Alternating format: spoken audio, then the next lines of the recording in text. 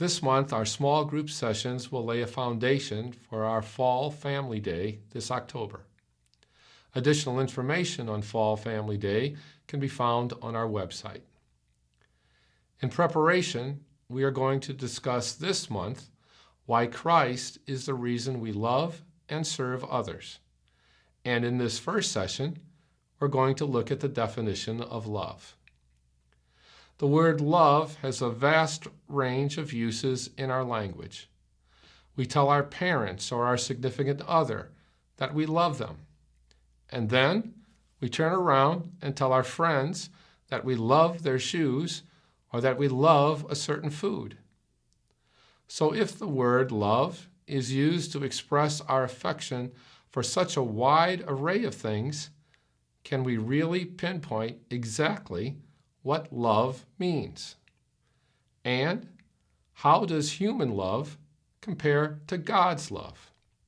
Let's start by looking at the love we share with God and the love we share with other people. For humans, love is just one part of our nature, and we sometimes turn that characteristic off when we are around people we really don't care for. God, however, doesn't have love as a characteristic. He is love, and his perfect love extends equally over everything. It is the same for all of his children. In 1 John 4, 7-8, it reads, "Beloved, let us love one another, for love is of God. And everyone who loves is born of God and knows God. He who does not love does not know God, for God is love. We cannot know God if we do not love, because he is the very definition of love. We want to work towards loving everyone as God does, equally and perfectly. Because we are imperfect humans, we will never truly be able to love as God loves, but we can strive towards a purer love. 1 Corinthians 13 offers possibly the most well-known exposition of love. Let's start here to look at the different aspects of a pure, perfect love. You may want to read this chapter with your group after the video. The first to third verses start with an underlying truth that without love, our actions and faith have no meaning. We can have all the faith and wisdom in the world, but if there is no love behind it, we are nothing. We can help the poor or make sacrifices to help others, but if we do not do those things with love in our hearts, then we're not acting in the mind of Christ. Just as we hear in James 2:26 that faith without works is dead, similarly, works without love have no meaning.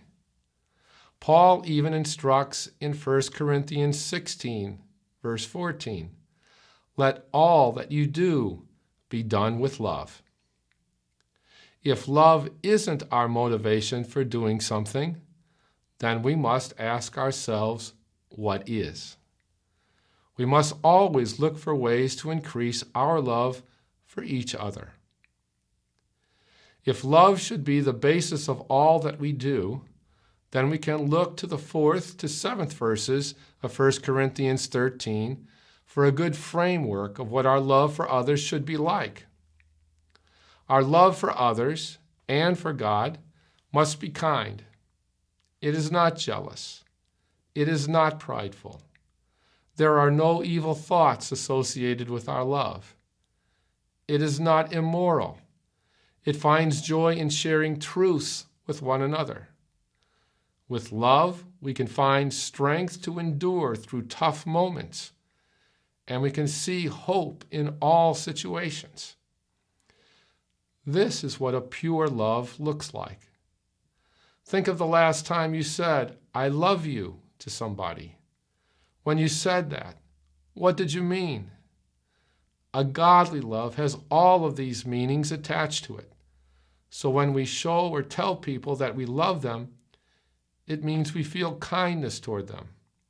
We don't think that we are better than them in any way. We're not envious of anything they possess. We're joyful in our openness with them.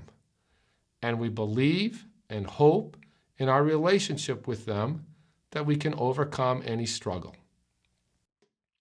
Are you having trouble loving every person in your life in this way? When our love resembles all of the different aspects laid out in 1 Corinthians 13, it has the power to transform our own lives and the lives of others.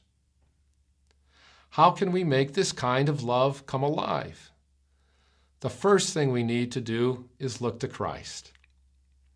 Think of how Christ's display of love through his sacrifice has transformed your own life. We want to love others because he loves us so much that he gave his life for us. We can also work towards having a pure and selfless love by helping and serving others. Our love for each other doesn't necessarily need to be displayed in grand actions, but in the sacrifices we make to help others or in the sincerity in which we serve. When we can help with no self-serving motivation behind it, we build the type of love that Paul talks about. This is when we have the opportunity to discover and share the true transformational power of loving one another as Christ loves all. In next week's session, we're going to delve further into the connection between loving and serving one another.